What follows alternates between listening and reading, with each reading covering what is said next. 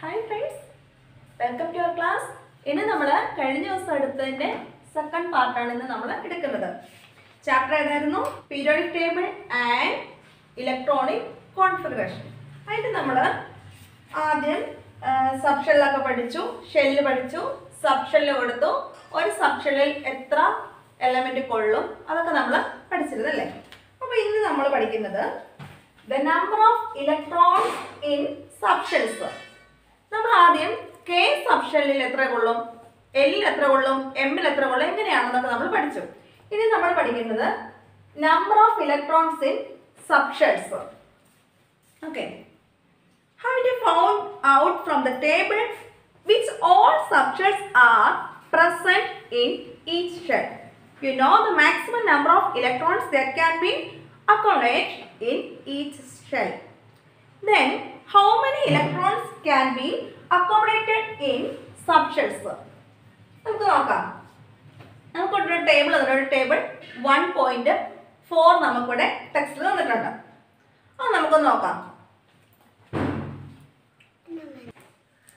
അപ്പോൾ നമുക്ക് തന്നിരുന്ന ടേബിൾ നോക്കി. Shell number, subshell, maximum number of electrons that can be accommodated. Shell number പേര് അറിയാമല്ലോ, K, L, M, N. അങ്ങനെ 4 ഷെൽസ് ആണ് ഉള്ളത്. അതിൽ ഓരോന്ന് നമ്മൾ നമ്പർ കൊടുത്തു. 1, 2, 3, 4 എന്ന് നമ്പറിങ് കൊടുത്തു. ഇനി നമുക്ക് നോക്കാം സബ്ഷെൽ. Kക്ക് എത്ര സബ്ഷെല്ലാണുള്ളത്? 2 സബ്ഷെല്ലാണുള്ളത്. M have 8 subshells. M have 18, N have 32. Okay. അപ്പോൾ നമുക്ക് നോക്കാം maximum number of electrons that can be accommodated. ഓരോ സബ്ഷെല്ലിലും എത്ര ഇലക്ട്രോൺസിനെ അക്കോമഡേറ്റ് ചെയ്യാൻ പറ്റും എന്നാണ് നമ്മൾ നോക്കുന്നത്. നോക്കിയേ, എസിൽ നോക്കിയേ എത്രയാണ്? 1s have 2, 2s 2, 2p number of shells electrons in p 6, s പഴയതുപോലെ തന്നെ 2, 3p 6, 3d 10, 4 2, 4p 6, 4d 10, 4f 14. ഇവിടെ നമ്മൾ നോക്കി അറിയാം s, p, d, f അങ്ങനെ 4 സബ്ഷെല്ലാണുള്ളത്. അപ്പോൾ ഇതിൽ എന്താ നമുക്ക് മനസ്സിലാകുന്നത്? s ൽ എത്ര എണ്ണം കൊള്ളാം?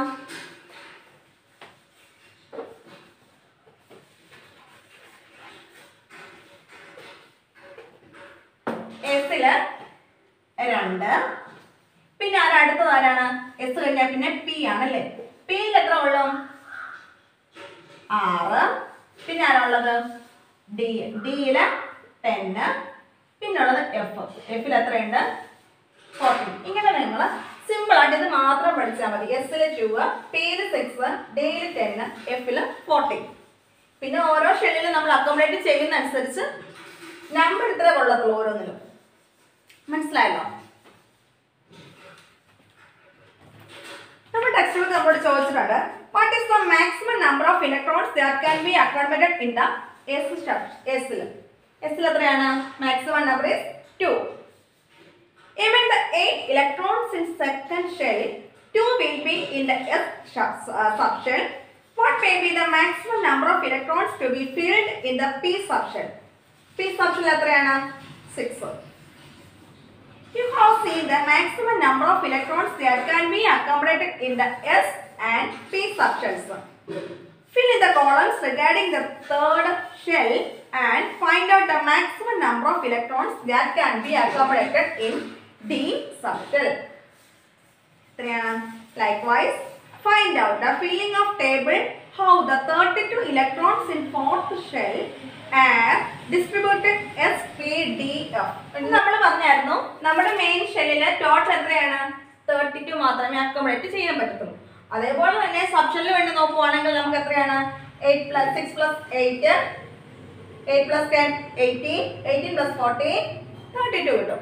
ഓക്കെ, ഇനി നമുക്ക് നോക്കാം fillings of electrons in the subshell എങ്ങനെയാണ്. നമ്മൾ കേട്ടില്ലേ 1s2, 2s2, 2p6 അങ്ങനെ പറഞ്ഞ് ഓരോ ഇലക്ട്രോൺസിന്റെയും എങ്ങനെയാണ് ഇലക്ട്രോണിക് കോൺഫിഗറേഷൻ എഴുതുന്നത് നമുക്ക് നോക്കാം.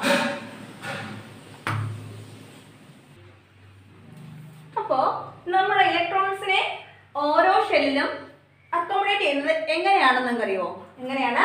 The electrons are filled in the shells in the increasing order of the energy. നമുക്ക് നോക്കാം. നമ്മളെ കാർബണിന്റെ നമ്പർ എത്രയായിരുന്നു? C6 ആയിരുന്നു അല്ലേ? അപ്പോൾ എങ്ങനെയായിരിക്കും കാർബണിന്റെ എങ്ങനെ എഴുതുന്നത്? The first two electrons are filled in K subshell and balance 4. അപ്പോൾ എങ്ങനെയാണ് കാർബണിന്റെ നമ്പർ എങ്ങനെയാണ്? ഇലക്ട്രോണിക് കോൺഫിഗറേഷൻ എങ്ങനെ? 2 4 ആണ് കാർബണിന്റെ electronic configuration. The first two electrons are filled in the K shell, which have the lowest energy, and the remaining 4 electrons are filled in the L shell, which has higher energy. Likewise, when the electrons in an atom are distributed in subshells, they are filled in the increasing order of the energies of subshells. This is called a subshell electronic configuration. എന്താണ്? Subshell electronic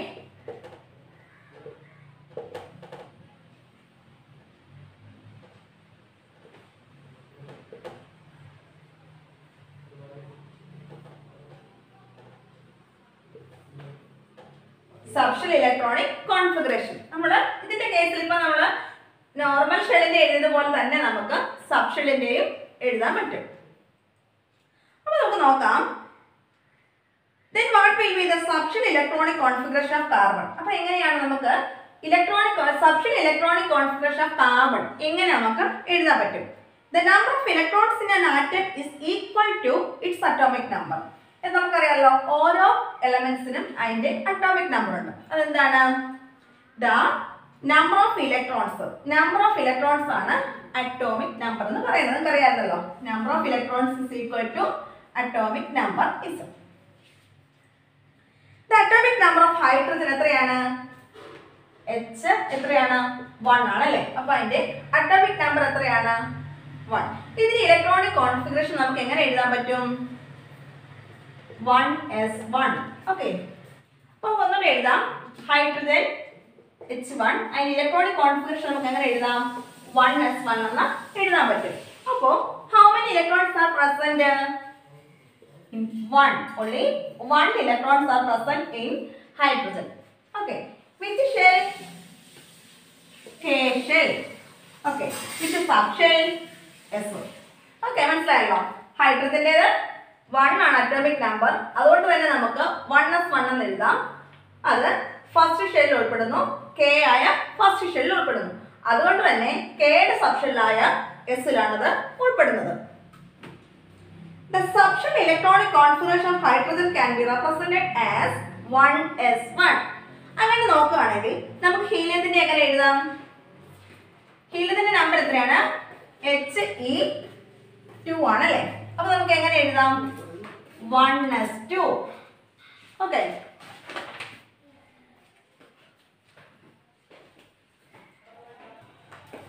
അപ്പൊ നമ്മളിപ്പം hydrogen എഴുതി, helium എഴുതി. ഇനി നമുക്ക് അടുത്ത lithium എഴുതി നോക്കാം. ലിഥിയത്തിന്റെ എത്രയാണ് നമ്പർ? ഒന്ന് എഴുതാം. 1s1, 1s2. ഇനി നമുക്ക് ലിഥിയം എഴുതാം. ലിഥിയത്തിന്റെ നമ്പർ എത്രയാണ്? 3 ആണല്ലേ? അപ്പൊ നമുക്ക് 1s2 പിന്നെ എന്തെഴുതാം? 2s1 എന്ന് നമുക്ക് എഴുതാൻ പറ്റും. അങ്ങനെയാണ് 1s2 2s1. അതായത് മനസ്സിലായി ലിഥിയത്തിന്റെ എഴുതുന്നത്. അങ്ങനെ നമുക്ക് ഓരോന്നിന്റെ നമുക്ക് ഇങ്ങനെ താഴേക്ക് ഇതിന്റെ കോൺഫിഗറേഷൻ കൂടുന്നതിന് എനർജി ലെവൽ ഇൻക്രീസ് ചെയ്യുന്നതിന് നമുക്ക് ഇങ്ങനെ എഴുതി പോകാൻ പറ്റും. ഇനി നമുക്ക് വേറെ ഒരെണ്ണം എഴുതി നോക്കാം. അടുത്ത ആരാണ്? ലിഥിയം കഴിഞ്ഞാൽ പിന്നെ ആരാണ്? ബെർലിയം ആണ് അല്ലേ? ബെർലിയത്തിന്റെ എത്രയാണ് നമ്പർ? 4. പിന്നെ ആരാണ്? Boron 5, carbon 6. ഓക്കെ, അപ്പൊ നമുക്ക് ബെർലിയത്തിന്റെ നമുക്ക് എങ്ങനെ എഴുതാം? 1s2 2s2. കംപ്ലീറ്റ് ആയല്ലോ, 2 2 4. ഇനി നമുക്ക് ബോറോണിന്റെ എങ്ങനെ എഴുതാം? 1s2 2s2 2p1. എങ്ങനെ എഴുതുന്നത്? 2p1. എന്താണ്? ഇവിടെ 4 വന്ന് കംപ്ലീറ്റ് ആയി, പിന്നെ പിയിൽ നിന്നും ഒന്നുകൂടെ കൊടുത്തു. അപ്പൊ നമ്മൾ എഴുതാം 1s2 2s2 2p1 എന്ന് എഴുതി. ഇനി അടുത്തത് കാർബൺ ആണ് അല്ലേ? അപ്പൊ കാർബൺ എഴുതുമ്പോൾ എങ്ങനെയാണ്? 1s2 2s2 2p. ബാലൻസ് ഇവിടെ എത്രയാണുള്ളത്? 4, പിന്നെ 2 ഉണ്ട്. അപ്പോൾ പിയിലൂടെ നമുക്ക് എത്ര കൊടുക്കാം? 2 കൊടുക്കാം അല്ലേ? അപ്പോൾ മനസ്സിലായല്ലോ. Hydrogen 1s1, helium 1s2, lithium 1s2 2s1, beryllium 1s2 2s2, boron 1s2 2s2 2p1. 6 കാർബണിന്റെ വന്നിട്ട് 6 ആയിട്ട് 1s2 2s2 2p2. അങ്ങനെ നമുക്ക് ഇതിന്റെ അറ്റോമിക് നമ്പർ ഇൻക്രീസ് ചെയ്യുന്നതനുസരിച്ച് നമുക്ക് ഇങ്ങനെ കൂടുതൽ മുമ്പോട്ട് എഴുതി പോകാൻ പറ്റും. ഇപ്പൊ ബേസിക് ആയിട്ടുള്ള കാര്യങ്ങൾ നിങ്ങൾക്ക് മനസ്സിലായില്ലേ? അപ്പൊ നമുക്ക് പറയാം, when we write the subshell wise electronic configuration, then the number of left side of the subshell denotes the shell number and the number of top right side denotes the number of electrons. നിങ്ങൾക്ക് മനസ്സിലായല്ലോ? ഈ left സൈഡിൽ കാണുന്നത് shell നമ്പറും ഈ സൈഡിൽ കാണുന്നത് number of ഇലക്ട്രോൺസും. ഇതിൽ 1s1 എന്ന് പറഞ്ഞതിൽ 1 എന്താണ്? ഷെൽ നമ്പറും. ഈ s1 എന്നുള്ള ഈ 1 എന്താണ്? അത് ഇലക്ട്രോണിന്റെ നമ്പറുമാണ്. അതേപോലെ തന്നെ ഇവിടെ ഇപ്പൊ നമ്മുടെ 3s2 3d3 അല്ലെ 4f എന്നൊക്കെ എഴുതുമ്പോൾ എന്താണ്? 4 എന്താണ്? ഷെൽ നമ്പർ ആണ് അല്ലേ? s1 എന്ന് പറയുന്നത് എസിലെ 1 എന്ന് പറയുന്നത് ഇലക്ട്രോൺസിന്റെ നമ്പറുമായിരിക്കും. ഇനി നമുക്ക് ഇപ്പൊ നമ്മൾ എഴുതിയ കുറച്ച് ചെറിയ നമ്പേഴ്സിന്റെ ആണല്ലേ? ഹൈഡ്രജൻ, ഹീലിയം, ലിഥിയം അതൊക്കെ ചെറിയ നമ്പേഴ്സ് അല്ലേ? ഇത് നമുക്ക് ഒരു വലിയ നമ്പറിന്റെ എഴുതാം. അപ്പൊ ആർഗൺ പോലുള്ളതൊക്കെ എഴുതി കഴിയുമ്പോൾ കുറച്ച് ഷെൽ കൂടുതൽ വന്നു കഴിയുമ്പോൾ നിങ്ങൾക്ക് അതിന്റെ ഇൻക്രീസിങ് ഓർഡർ എങ്ങനെയാണെന്ന് നിങ്ങൾക്ക് മനസ്സിലാവും. അതിപ്പോ നമുക്കൊന്ന് എഴുതി നോക്കാം. അപ്പൊ നമ്മൾ നോക്കി 11 number of electrons subshell electronic configuration. അപ്പൊ നമ്മൾ നോക്കി ഇവിടെ ഇത് ഏതാണ്? n എന്ന് ഡിനോട്ട് ചെയ്ത് ആരെയാണ്? നൈട്രജൻ. നൈട്രജന്റെ നമ്പർ എത്രയാണ്? Number of electrons is 7. Okay, അടുത്തത് F എന്താണ്? ഫ്ലോറിൻ. ഫ്ലോറിന്റെ നമ്പർ എത്രയാണ്? 9. Na എന്താണ്? സോഡിയം. നാട്രിയം എന്നാണ് എൻ്റെ ലാറ്റിൻ നെയിം. അതിനാണ് N എന്ന് നമ്മൾ കൊടുക്കുന്നത് സോഡിയത്തിന്.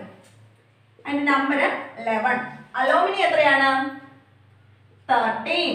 അടുത്തത് ക്ലോറിൻ 17, ആർഗൺ 18. ഇനി നമുക്കൊന്ന് എഴുതി നോക്കാം. എങ്ങനെ എഴുതാം? അടുത്തത് 1s2 2s2 പിന്നെ എത്ര ഉള്ളത്? 2p 4 3 2p3. അപ്പൊ എങ്ങനെ വന്നു? 1s2 2s2 2p3. ഇനി നമുക്ക് ഫ്ലോറിന്റെ എഴുതി നോക്കാം. അപ്പൊ അവിടെ എങ്ങനെ വരും? 1s2 2s2 2p എത്ര കൂടെ വേണം? ഇനി ഇവിടെ 4 ആയി. 4 ഇനി എത്ര കൂടെ വേണം? 5 കൂടെ വേണം അല്ലേ? അപ്പൊ നമുക്കറിയാം എത്രയാണ് പിയിലെ മാക്സിമം എത്രയാണ് ഉൾപ്പെടുന്നത്? പിയിലെ മാക്സിമം 6 ഉൾപ്പെടും. അതുകൊണ്ട് നമുക്ക് ബാലൻസ് ഉള്ള 5 നമുക്ക് പിയിൽ തന്നെ എഴുതാം. ഇനി അടുത്തത് സോഡിയം ആണ്. സോഡിയത്തിന് നമുക്ക് എങ്ങനെ എഴുതാൻ പറ്റും? 1s2 2s2 2p6 എടുത്തു. അപ്പൊ നമ്മൾ നോക്കിയേ 2p6 എടുത്തു കഴിഞ്ഞിട്ടും ബാലൻസ് നമുക്ക് ഒന്നുകൂടെ വരുന്നുണ്ട്. അപ്പൊ 1s കഴിഞ്ഞ് 2s കഴിഞ്ഞ് അടുത്ത ആരാണ്? അടുത്ത നമ്പർ ഏതാണ്? 3s1. ഓക്കെ, എസില് ഫസ്റ്റ് കൂടെ എടുത്തു. 3 തേർഡിലെ എസിനെയും കൂടെ എടുത്തു. 1s2 2s2 2p6 3s1. Add ചെയ്തൊക്കെ 2 + 2 4 4 + 6 10 10 + 1 11. ഇനി അടുത്തത് ആരാണ്? അലൂമിനിയം ആണ് അല്ലേ?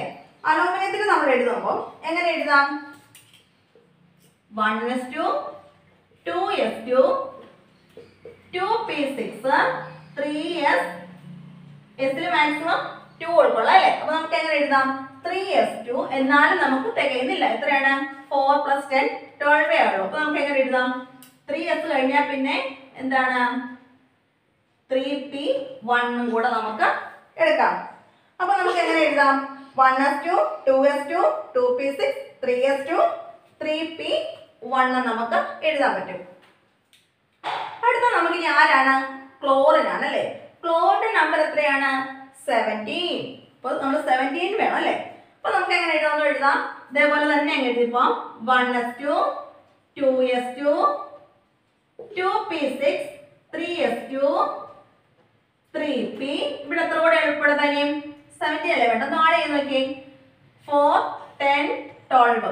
ഇനി 12 കൂടെ എന്ത് എഴുതാം? 3p 5 എന്ന് എഴുതാം. എന്നിട്ട് പറയാം 1s2 2s2 2p6 3s2 3p 5. ഇനി നമുക്ക് ആരുടെ എഴുതാനുള്ളത്? ആർഗണാണ് എഴുതാനുള്ളതല്ലേ? അപ്പൊ നമുക്ക് എങ്ങനെ എഴുതാം? 1s2 2p 2s2 2p6 3s2 3p5 ആയിരുന്നു. ഇവിടെ നമുക്കറിയാമല്ലോ, ഒന്നുകൂടെ ആഡ് ചെയ്താൽ മതി. എത്രയാണ്?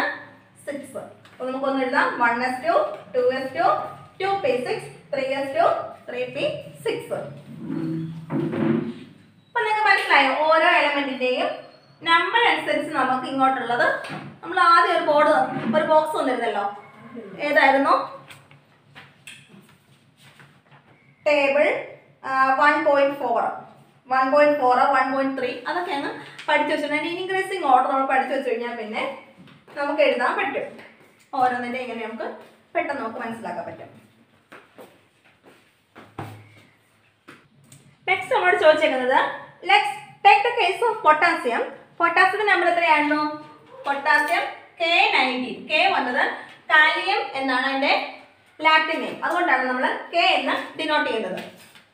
നമുക്ക് നോക്കാം. Remember the speciality of configuration of this element mentioned earlier. നമ്മൾ മുമ്പ് പറഞ്ഞതുപോലെ തന്നെയാണോ ഈ പൊട്ടാസ്യത്തിന്റെ കാര്യത്തിൽ നമുക്ക് നോക്കാം. How is the shell wise electronic configuration of potassium? എങ്ങനെയായിരിക്കും നമ്മൾ എഴുതുന്നത്? 2 8 8 1 എന്നാണ് എഴുതുന്നത്. എത്രയാണ്? 8 × 2 10 10 8 18 1 19. അങ്ങനെ നമുക്ക് പൊട്ടാസ്യത്തിന് നമുക്ക് ഇലക്ട്രോണിക് കോൺഫിഗറേഷൻ ഷെൽ വൈസ് നമുക്ക് എഴുതാൻ പറ്റും. നമുക്ക് ഒരു തന്നിട്ടുണ്ടല്ലോ, ഒരു പിക്ചർ തന്നിട്ടുണ്ട്, ഫിഗർ 1.1 തന്നിട്ടുണ്ടല്ലോ. അവിടെ ചോദിച്ചേക്കുന്നത് compare the energies of 1s and 2s. 1sഉം 2sഉം കൂടെ നോക്കുകയാണെങ്കിൽ എങ്ങനെയാണ് അതിന്റെ കമ്പാരിറ്റീവ് നമ്മൾ നോക്കുകയാണെങ്കിൽ എങ്ങനെ എഴുതാം? നമുക്ക് ഏതാണ്? 2s ആണ് വലുത്. അങ്ങനെ വെച്ച് നോക്കുമ്പോൾ നമുക്ക് ഇനി 3d 3s ആൻഡ് 3p 3sന്റെയും 3pയുടെയും കേസിൽ നോക്കുകയാണെങ്കിൽ subshell which has higher energy. What about 3d and 4s? ഇവിടെ നമ്മൾ നോക്കുകയാണെങ്കിൽ എങ്ങനെയായിരിക്കും? 3s and 3p വരുന്നത് എങ്ങനെയായിരിക്കും? 3s and 3p. ഇതിൽ ആരാണ് വലുത്? 3p ആണ് വലുത്. Write down the subshells in increasing order of the energies. ഇതിന്റെ increasing order അനുസരിച്ച് നമുക്കൊന്ന് എഴുതി നോക്കാം. എങ്ങനെ എഴുതാം? 1s 2s, ഇതിൽ വലുത് വേണം മുമ്പോട്ട് നമ്മൾ എഴുതി പോകാൻ. 2p, പിന്നെ ആരാ വരുന്നത്? 3s 3s കഴിഞ്ഞാൽ പിന്നെ ആരാണ്? 3p, പിന്നെ ആര് വരുന്നത്? 4s, പിന്നെ വരുന്നത് 3d, അതും കഴിഞ്ഞാണ് വരുന്നത് ആര് വരുന്നത്? 4p വരുന്നത്. ഒന്നുകൂടെ പറയാം. ഇൻ ഇൻക്രീസിങ് ഓർഡർ അനുസരിച്ച് നമ്മൾ എഴുതുകയാണെങ്കിൽ നമുക്ക് എങ്ങനെ എഴുതാം? 1s 2s 2p 3s 3p 4s 3d 4p. ഇവിടെ ഇത് മാത്രം ശ്രദ്ധിച്ചാൽ മതി. 4sന് ശേഷമാണ് 3d വരുന്നത്. കാരണം നിങ്ങൾ ഓർക്കണം, ഇവിടെ എസിന്റെ എനർജി ലെവൽ കുറവാണ്, അതിനേക്കാളും കൂടുതലാണ് ഡിയുടെ വരുന്നത്. അതുകൊണ്ടാണ് ഇവിടെ ഇങ്ങനെ ഒരു വേരിയേഷൻ വരുന്നത്. Thank you. ഇനി നമുക്ക് ഇതിന്റെ അടുത്ത ഭാഗം നമുക്ക് അടുത്ത ക്ലാസ്സിൽ എടുക്കാം. Thank you. വീഡിയോ ഇഷ്ടമാവുകയാണെങ്കിൽ ചാനൽ സബ്സ്ക്രൈബ് ചെയ്യുക, ലൈക്ക് ചെയ്യുക, ഷെയർ ചെയ്യുക. Thank you.